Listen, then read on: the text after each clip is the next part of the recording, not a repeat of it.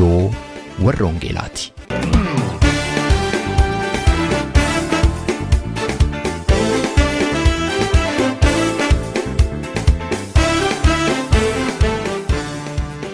Reediyoon warra Wangeelaa tokkummaa waldoota Oromoo warra Wangeelaa Awurooppaatiin qophaa'e torbanitti si'a tokko guyyaa Sanbadduraa dhaggeeffattoota biyyootii gaanfa Afrikaaf naannoo isaatiif akka lakkoofsa sa'aatii Itoophiyaatti galgala sa'aatii 12 hamma sa'aatii 12:00tti dambalii gabaabaa kiiloo heerzii 15,515 yookaanis meetir baandii 19 irratti dhaggeeffattoota kibbaaf giddugaleessa Awurooppaatiif immoo akka lakkoofsa sa'aatii giddugaleessa Awurooppaatti galgala sa'aatii 21 hamma sa'aatii 21:00tti dambalii giddugaleessaa kiiloo heerzii 1,355 irratti karaa intarneetaa immoo sululaan karaa www.egradio.org kan isin qaqqabu tamsaasa Wangeelaati.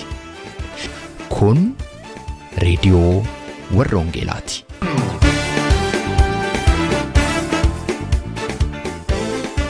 Waaqayyo isaa torban kana guutuu nu eegee nu tiksee har'aan nu ga'eef galanni guddaansaa haa ta'u harka fuunee attam jirtu kabajamtootaaf jaalatamtoota dhaggeeffattoota keenya daqiiqaawwan 30 taananiif kan isinii waliin nu tursu sagantaa keenya guyyaa har'aa qabannee dhiyaanneerra. Sagantaa keenya har'aa keessatti torbee darbee kan jalqabnee har'aaf bulchanne maree faarfataa Eliyaas Bantii waliin goone kutaa 2ffaa isa xumuraa akkasumas qo'annaa macaafa qulqulluu kutaa 4ffaa har'a qabannee dhiyaanneerra. Qo'annaa macaafa qulqulluu ergaa Phexros isa jalqabaa irratti hundaa'e kana kan nuuf fidan lubaa Dassaalee Mangashaati. Egaa hanga xumura sagantaa keenyaatti immoo akka nu waliin turtan kan isin affeeru qopheessaa sagantaa kanaa ana Roobsan Makkooti. Sagantaa keenya waliin yeroo eebbaa qabaadhaa jecha muuziqaa kanaan gara maree Eliyaas waliin goonetti dabarra.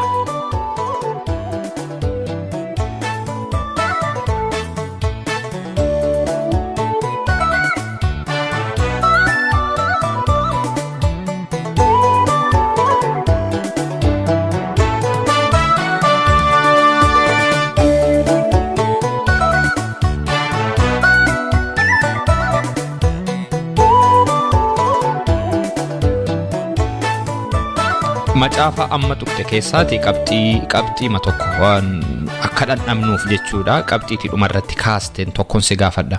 Wantoota faarfannaa mancaasan jette maayinni wanti faarfannaa mancaasu yookaan kan faarfannaa miidhu maayinni kana nutti himuu dandeessaa? Wantoonni faarfannaa mancaasan kuni inni jalqabaa ga'umsa dhabuu faarfattoota warra faarfannaa barreessaniiti. Ga'umsa dhabuu isaanii jechuun akkas jedha Solomoon gaafa barreessu boqonnaa 7 irratti faarfannaa warra gowwootaa dhaggeeffachuurraa ifaata nama ogeessaa dhaggeeffachuu wayyaa jedha. Faarfannaan beekumsa guddaa gaafata. Akkuma sila dubbadhee ture faarfannaan qabxii 5 kaa'e faarfannaan dubbii waaqayyooti, faarfannaan mul'ata, faarfannaan walaloodha, faarfannaan yeedalloodha, faarfannaan muuziqaadha kan jedhu kaaseen ture. Isaan kun amma dubbii waaqayyoo yoo jenne teoloojiidhaan namoonni amma PhD'tti amma profeesariitti jiru sertifikeetiidha jalqabanii kun dipaartimentii guddaadha jechuudha dubbii waaqayyoo. Inni kan biraan faarfannaan walaloodhaan saayintistiitu jira. Kutaa gadiiti kaasee jira jechuudha innis.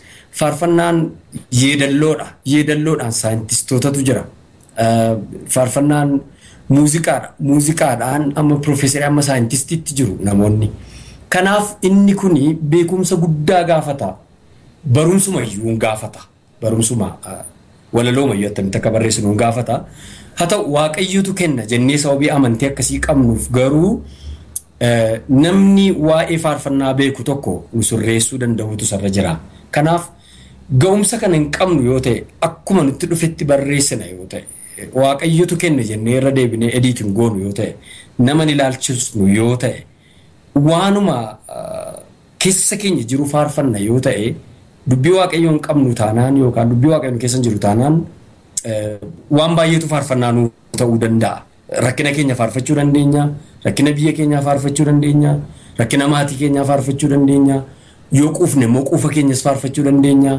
Faarfannaan garuu warra kana hundumaarra kan darbe iccitii kan biraadha. Waaqayyoon faarfachuu sababii ta'eefi ga'umsa dhabuun gara sanatti nama geessa. Ga'umsa dhabuu faarfattootaati wanti faarfannaa mancaasu keessaa tokko. Kun gara qabxii 13 qaba boqonnaan kuni.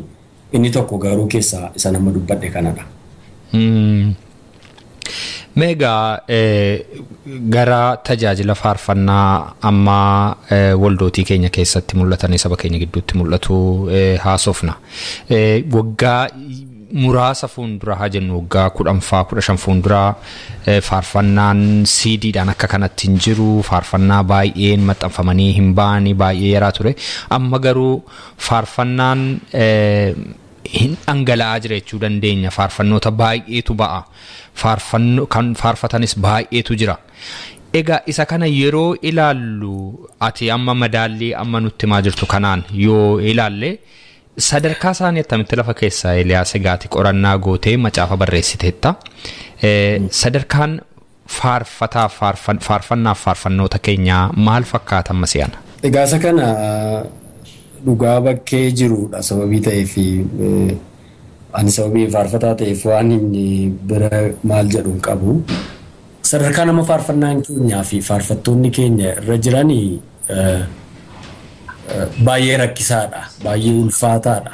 Gaariidha jechuu hin dandeenyu. Maaltummoo akkas godhee faarfattoonni kun siluma isaaniitu akkas immoo faarfannaan kun siluma isaati akkasii yoo jenne namni kana keessaa qooda dhabeeyyuu hin jiru. Waldaan kiristaanaa mancaa'insa faarfannaa kana keessaa qooda qabu. Geggeessitoonni waldaa kiristaanaa keessaa qooda qabu. Faarfattoonni qooda mataa isaanii qabu. Lallabdoonni qooda mataa isaanii qabu.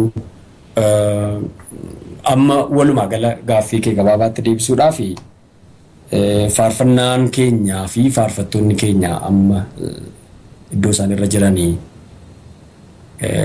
gaarii miti gaafan jedhu faarfattoonni jiraachuun baay'ee gaariidha. Waaqayyo nuuf kenneera. Faarfannaas faarfattoota sirriitti qabna. Waaqayyotu kenne moo miti? Waaqayyotu kaase moo miti isa jedhuu fi waaqayyotu kenne waaqayyotu kaase garuu akkaataan nu itti qabne baay'ee dogoggora uumeera. Isa kana gaa sirreeffachuu qabna ergaa jedhuun qaba. Meegaa caalaamatti ifa gochuudhaaf akka namnis barumsarraatii baratuuf argatuu fi eessa irratti kan karaarraa kaatame yookaan kan dogoggorri uumame isa kana dubbachuu dandeenya? Amma tokko dubbachuu dandeenya. Egaa booddee gaafa kitaabni kun bahu warri argatan barsiisuus dubbisuus danda'u yaada. Amma tokko kaasuu dandeenya. Iddoon itti raakaate tokko lafuma qabxii jalqaba kaase sana yoon dhaqee fi ga'umsa dhabuu faarfattootaa isa jenne irratti ga'umsa faarfattoonni waaqayyoo ga'umsan kenna garuu waldaan kiristaanaa ga'ee ishee bahuutu irra ture. Faarfattoota qabuun, faarfattoota barsiisuun, faarfannaan muummee yookaan dipaartimentii gurguddaa an sila dubbadhe kana shanan of keessaa qaba wanta ta'eef faarfattoonni keenya immoo achi hin geenye barsiisuu danda'utu irra ture. Egaa ga'umsa dhabuu faarfattootaati. Inni kan biraani amanamummaa dhabuudha. Amanamummaa dhabuu faarfattootaa dhiibbaa guddaa fideera faarfannaa irratti. Namaafis waaqayyoofis amanamuutu irra jira faarfattoonni garuu kun argamaa hin jiru waanuma bakkee jirudha. Mudaa yeedalloo faarfannaatti yeedalloo yookaan zeemaa isa jennu kana itti yaaduu dadhabuurraan yeroo gabaabaa fudhachuudhaan waltajjii marra dhaabatanii faarfannaatu naa dhufe jedhanii faarfachuudhaan faarfannaan yeedalloo gaariidhaan akka hin faarfatamne gochuun faarfannaa balleesseera. Jira gaa amma biyyi keenya rakkina guddaa keessa jira. Namni buddeenuma nyaatu iyyuu baay'ee rakkata sababii ta'eef wanta sammuun namaa barbaadu faarfatanii kaasitti gurgurachuun hawaasi keenya maal barbaadaa jira? Amantoonni maal barbaadaa jiru? Yoom maal godhen birrii gaariitti gurguruu danda'a? Inni jedhu kun baay'ee faarfannaa balleesseera. Beekamtii argachuudhaaf namoonni faarfatan jiru. Xinnoo ishee warra waa of harkaa qaban immoo kennaa sana sababii qabaniif utuu hin ta'in callumadhanii poosterii baasuudhaaf namoonni faarfannaa hojjetan jiru. Kun faarfannaa keenyas faarfattoota keenyas miidheera. Mi'aayina dhabuu muuziqaati. Muuziqaan namoota saayintistiin jira muuziqaadhaan amma saayintistiitti amma piroofeesarii dookteriitti jira jedheera. Namoota ciccimootu jira sababii ta'eef nummoo namootuma waldaan kiristaanaa keessatti rakkatanii barataniin kan muuziqaan nu taphatamaa jiru muuziqaan keenyas dadhabina qaba. Warrumti wal nyaachisan yookaan miix warri godhan mataan isaanii namoota rakkina jalaa ba'uuf beela jalaa ba'uuf kiraay manaa kaffalachuudhaaf namoota dhamaan sababii ta'eef inni kun faarfannaa keenya baay'ee miidheera. Kennaa malee faarfachuu yaaluun jira. Hirrinni walaloon faarfannaa qabu jira. Yaada malee yookaan immoo calluma naniima faarfannaan amma gaafa faarfatamu faarfannaama sana sababii beeknuuf faarfanna utuu hin ta'in yaada isaa keessa gallee ergaa isaa keessa gallee fuula waaqayyoo duratti dhiyaannee faarfachuu dadhabuun faarfannaa keenya balleesseera. Humna kadhannaa dhabuudha. Inni guddaan egaa as ergaa guddaa godhee kan lafa kaa'uu barbaadu. Faarfattoonni hin kadhatan taanaan faarfannaa cimaa faarfachuu hin danda'ani. Kanaaf humna kadhannaa dhabuun faarfannaa isa dhumaati kan inni mancaasu. Isaan kana fa'igaa yaadni an kaasuu barbaadu miidhama faarfannaa keenyaatiif. Qabxiilee gurguddaa kaastee egaa dhugumaaniyyuu qabxiilee tamma kaastee wanta itti yaadamuu irra jiraatudha. Mee gara faarfannaa keetti deebinaa egaa faarfataan yeroo hundumaa faarfannaatu irraati eegamaa dhaggeeffattootni keenyas akkuma kana yeroo nuun haasofnu faarfannaa kee yaaduun isaanii nafu kanaaf mee faarfannaa kee keessaa tokko immoo nuu dabaliiti. Yaadotani amma kaasee wajjin kan wal argatu yookaan immoo dhumtiyyuu namoonni beeku jedhee kan yaadu faarfannaa kanaan dura faarfachaa ture eenyufaatu qaba ofirraa mallattoo hoolichaa karaan waliin ga'u faarfannaa jedhu tokko hundumti keenya yoo dhaabannee yaadnee hin barbaada. Gaaffii keessan kanaa wajjin sababii wal argatuuf jechuu kooti. Haa ta'u. Eenyufaatu qaba ofirraa mallattoo hoolichaa karaan waliin ga'u waaqessuuf hundumtoo didichaa.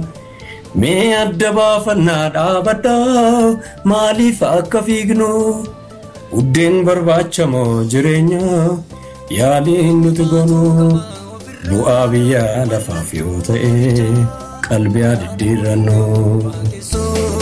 Hundumtoo didichaa mee adda baafannaa dhaabadhaa maaliif akka fiignu buddeen barbaachamoo jireenya yaaliin nuti goonu.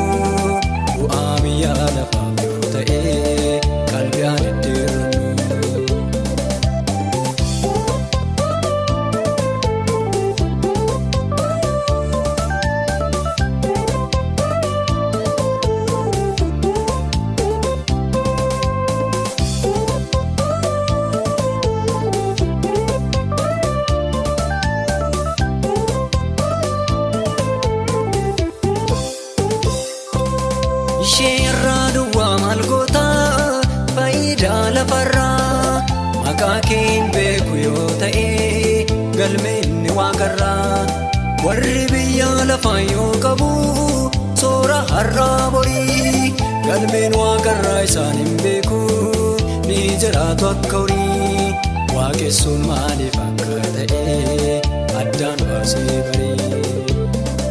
Eenyufaatu qaba ofirraa mallattoo hoolichaa karaan waliin ga'u waaqessuuf hundumtoo didichaa.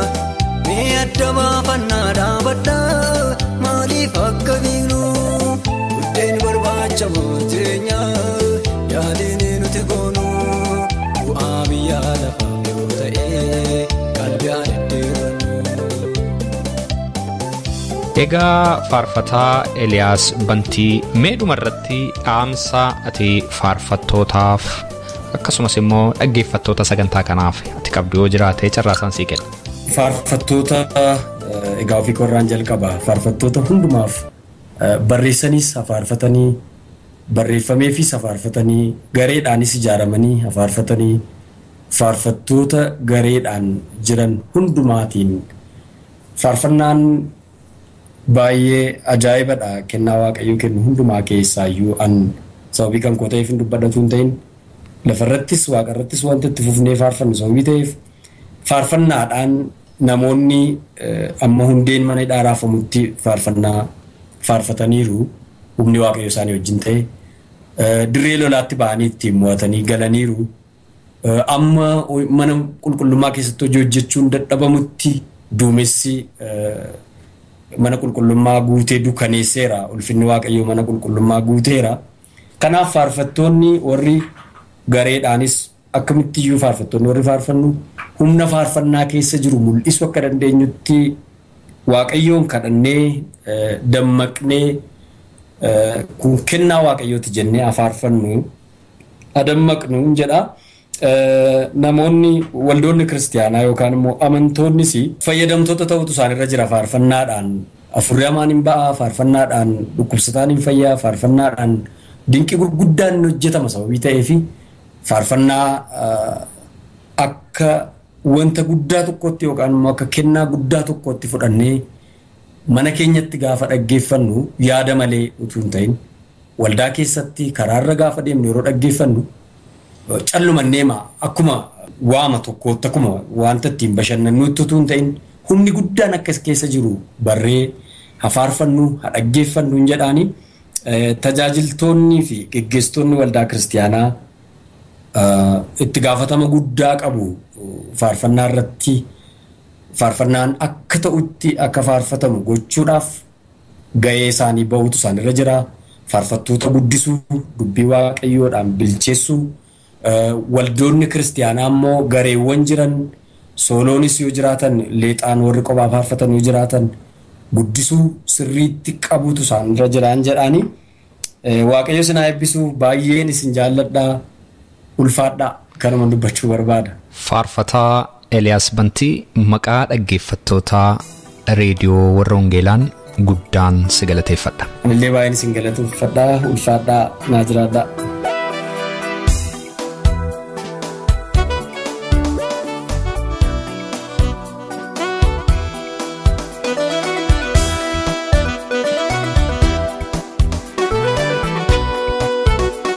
Kun reediyoo warra Wangeelaatii sagantaan keenyaa itti fufa.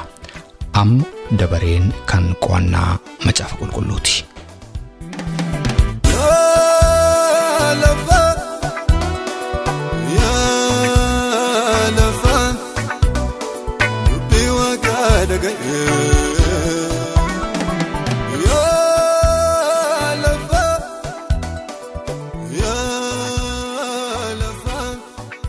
Gooftaatti kan jaallatamtan hordoftoota sagantaa kanaa nagaan waaqayyo biraa gooftaa keenya Yesuus Kiristoos biraayis hunduma keessaniif haa baay'atu.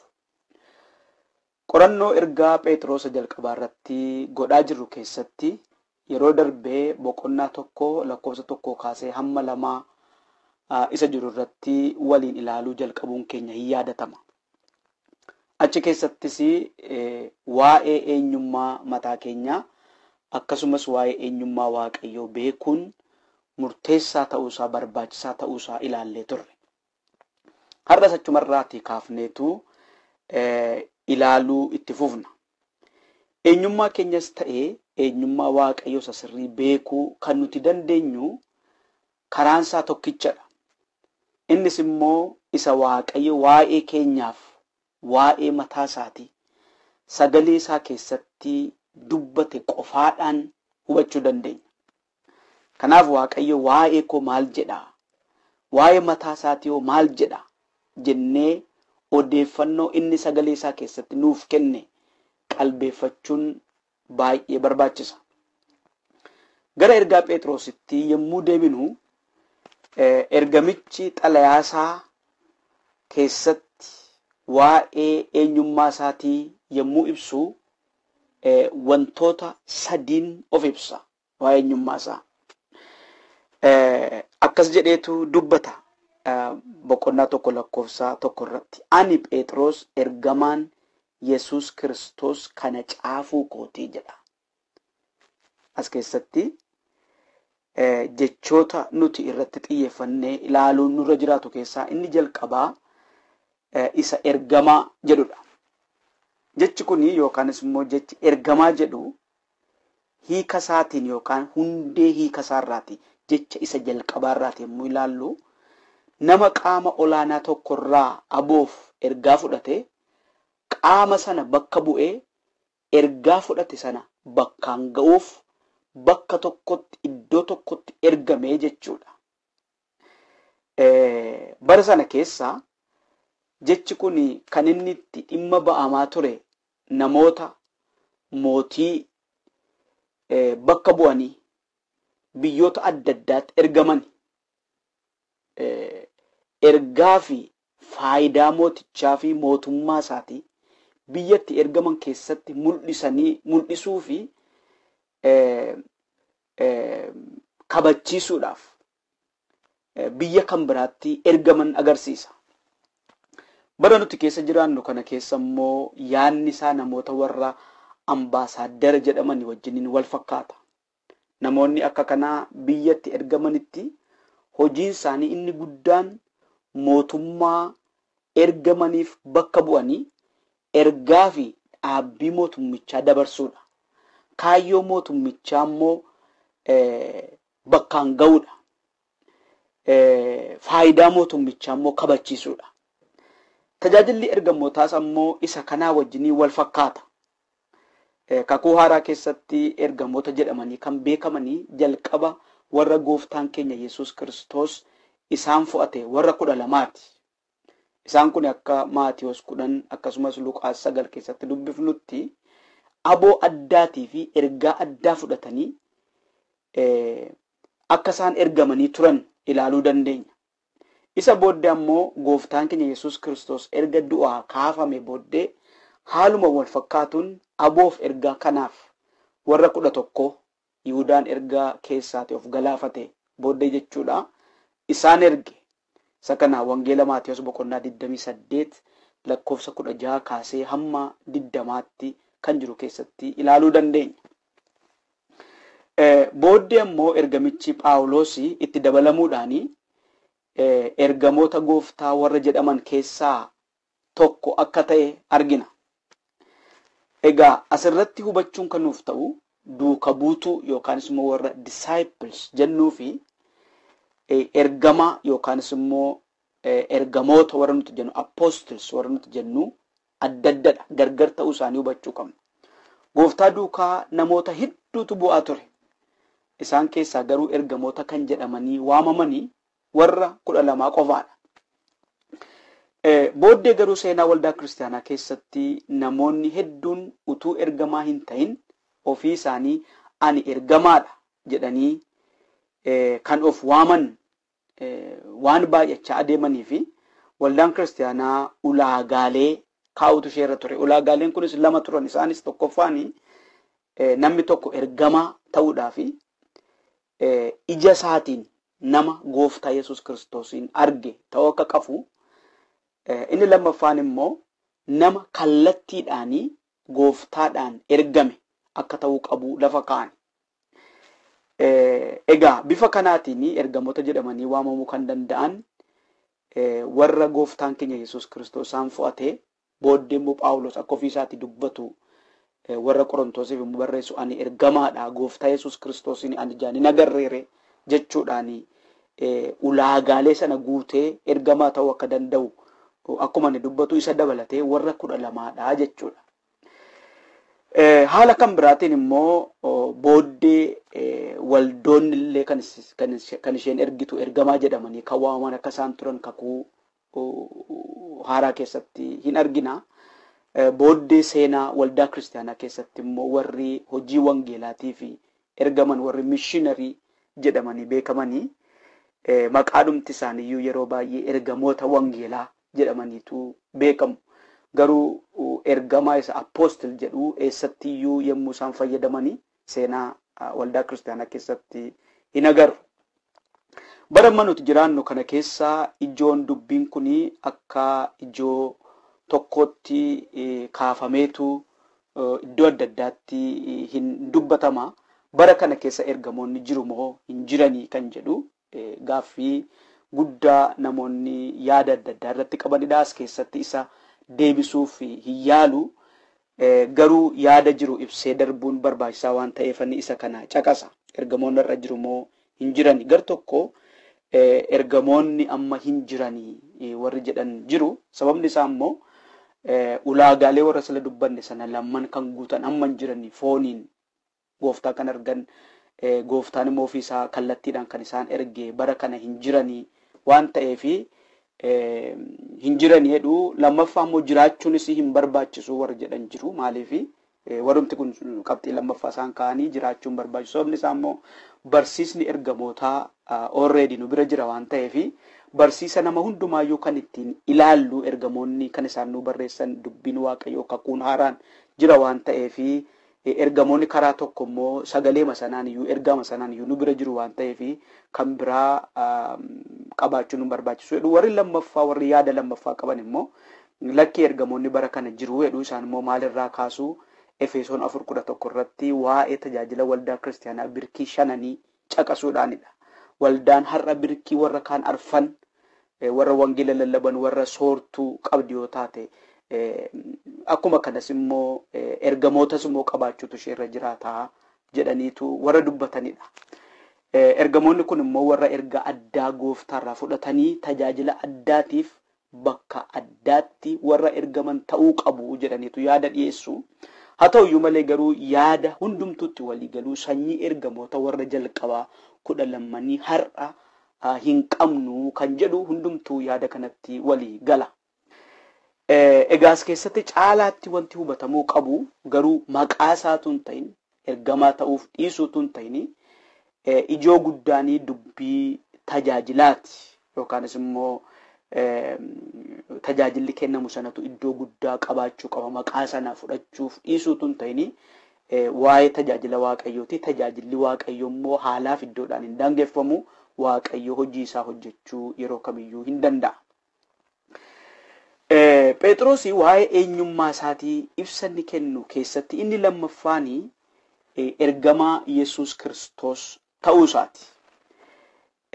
Inni kuni ergaa ofii isaatiiyyuu gadi fagoo waa'ee waamichaa waan qabuu fi yeroo keenyaa wajjin adeemuu fi isa kana keessa hin seennu. Haa ta'uyyuu malee garuu waa'ee isaa ergaa waaqayyo nu waamee caalaadhumatti immoo isa amma waa'ee Phexros dubbatu gooftaa Yesuus Kiristoos lafa dhaqetti beeksisuu suni hunduma keenyaaf iyyuu ergaa guddaa qaba waan ta'eef waamicha keenya irra deebinee ilaalleetu tajaajila keenya keessatti inni guddaanii inni nuti itti waamamne bakka jirrutti haala jirru keessatti Yesuus Kiristoos inni beeksisuu waan ta'eef nuunis immoo akka kanaatti macaafni qulqulluu waan nu waamuu fi isa kanarratti yaaduu fi itti kadhachuun baay'ee barbaachisaadha. Isa dhageenya waaqayyoo gooftaan maccaa hafuura isaatiin nuuf eebbisu.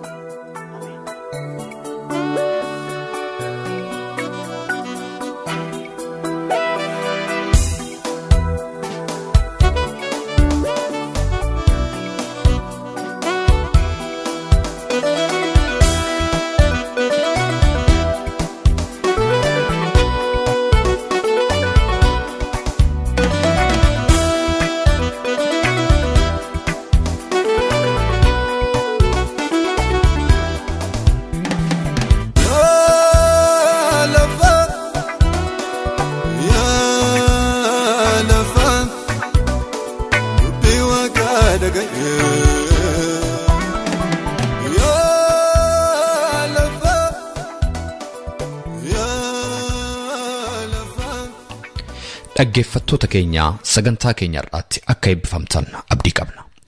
Waa'ee sagantaa keenya gaaffii yookaan yaada yoo qabaattaniif karaa teessoo xalayaa keenya rwv@tevelingsvine13 Oslo Norway jedhaatiin nu barreessaa yookaanis karaa iimeeyila keenya raadiyoowwarrawangeelaa@gmail.com jechuudhaan nu qunnamaa. Torbee sagantaa biraatiin hamma walitti deebinutti nagaa waaqayyootiin